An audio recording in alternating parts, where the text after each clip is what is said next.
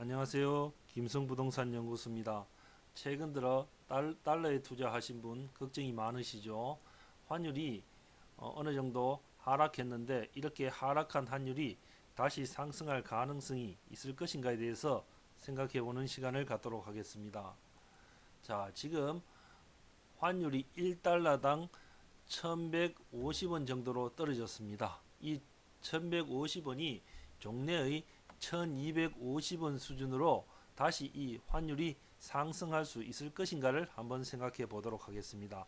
환율이 상승한다는 것은 우리 돈 가치가 떨어지고 달러가 강세라는 말이죠. 그죠? 자, 이렇게 환율이 상승할 가능성이 있는 첫 번째 이유로 경상수지 적자입니다. 자, 지금 누적되고 있는 무역 적자, 즉 경상수지 적자는 환율 상승을 불러일으킬 수 있다는 겁니다. 왜냐하면은 이 경상수지 적자, 무역 적자는 수입이 수출보다 많다는 말입니다. 그죠? 그럼 수입이 많다는 것은 외국 제품을 많이 산다는 말이죠. 그죠? 그러면은 우리나라에 있는 달러가 많이 유출되어지죠. 그죠? 그리고 수출이 적기 때문에 달러 유입이 적을 것입니다.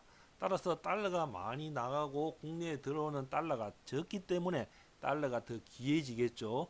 따라서 달러 강세입니다. 달러가 강하다는 것은 환율이 상승한단 말입니다. 그죠? 자, 이렇게 경상수지 적자에 의해서 환율이 상승할 가능성이 존재합니다. 자, 두 번째, 미국의 추가 금리 인하 여지가 이제는 없다는 겁니다. 미국의 주가가 최근 최고치를 경신했습니다.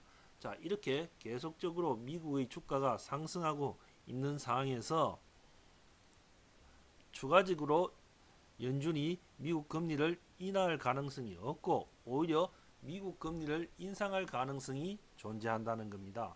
자, 미국 금리가 인상한다는 말은 다시 말해서 미국 돈의 가치가 더 올라간단 말이죠. 그죠? 그럼 미국 돈이 더 가치가 올라가면은 자연적으로 우리나라에 있는 달러들은 어떻습니까? 미국 시장으로 흘러 들어가겠죠. 그죠? 그러면은 우리나라 달러가 강세고 우리 원화가 약세입니다. 그죠? 따라서 우리나라에서는 어떻습니까? 이렇게 달러가 부족하니까 어떻습니까? 환율 상승이 일어날 가능성이 존재한다. 말씀드릴 수 있습니다.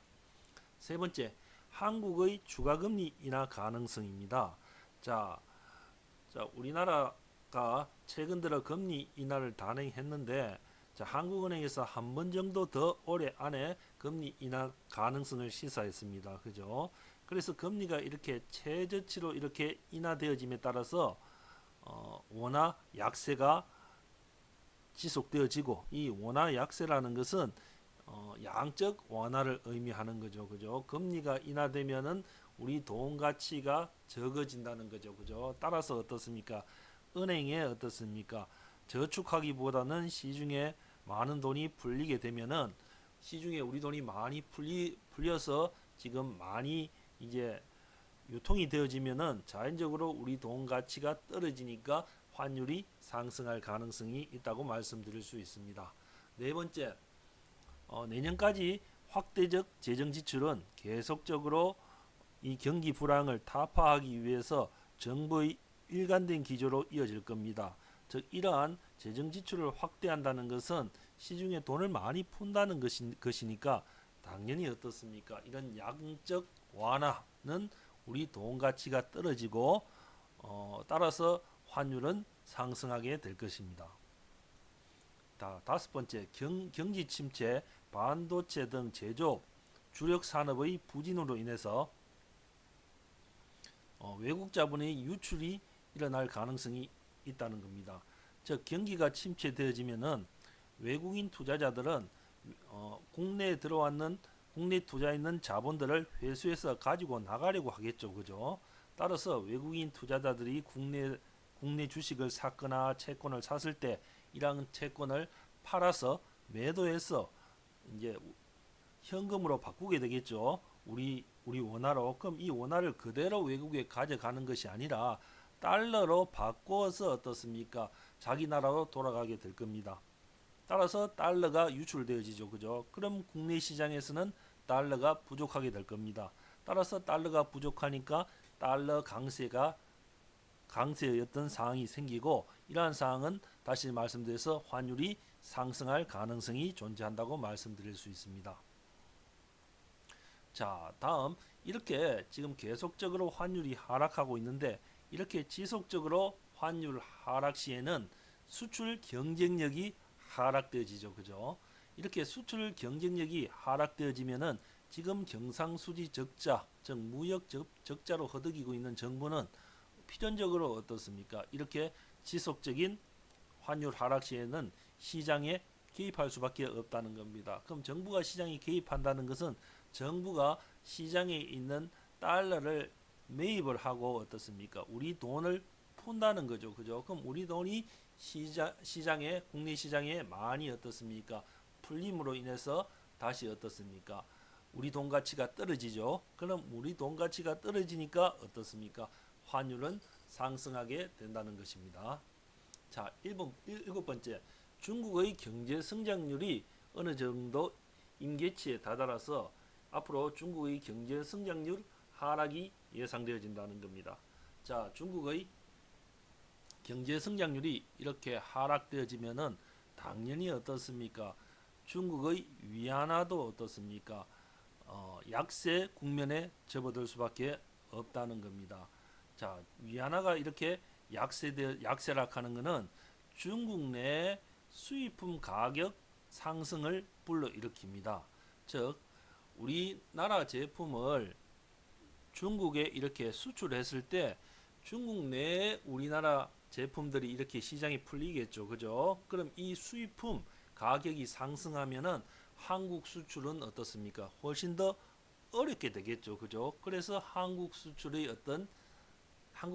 나쁜 영향을 미치게 된다는 겁니다. 이렇게 한국 수출에 나쁜 영향을 미치는 위안화 약세에 의해서는 우리 한국 원화 역시 어떻습니까?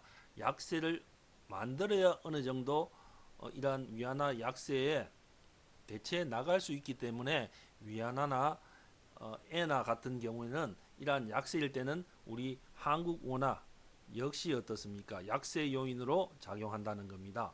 따라서 한국 원화 약세 요인으로서 이렇게 작용한다는 말은 다시 말해서 달러 원 환율 상승 가능성이 존재한다. 중국 경제 성장률 하락에 의해서.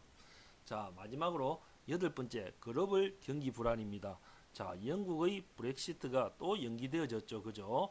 자, 이렇게 영국 경제가 이렇게 브렉시트에 의해서 위축되어지면은 도미노 현상으로 유럽, 미국, 아시아까지 확대되어 결과적으로 한국에서 외국 자본의 유출과 기업의 수출 감소 또한 주가 하락으로 이어져서 국내 경제가 위축이 예상되어진다는 겁니다. 그러면 국내 경제가 이렇게 위축되어지면은 당연히 어떻습니까?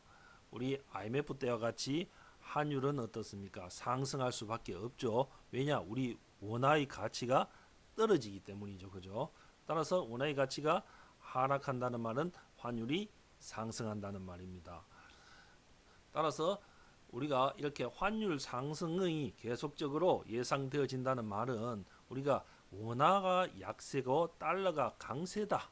자, 이런 관점에서 우리가 환율 상승을 이렇게 생각해 보면은 쉽게 앞으로 우리 환율이 어떻게 변화되어질 것인가를 예상할 수 있다는 겁니다. 따라서 8번 같은 경우에는 이런 글로벌 어떤 경기 불안이 다시 어떻습니까? 환율 약세를 원화 약세를 불러일으킬 수 있다는 말씀을 드릴 수가 있습니다. 자, 오늘은 앞으로 환율이 인상할 가능성이 있는 근거에 대해서 말씀드렸습니다. 감사합니다. 구독 부탁드립니다. 김성부동산 연구소였습니다.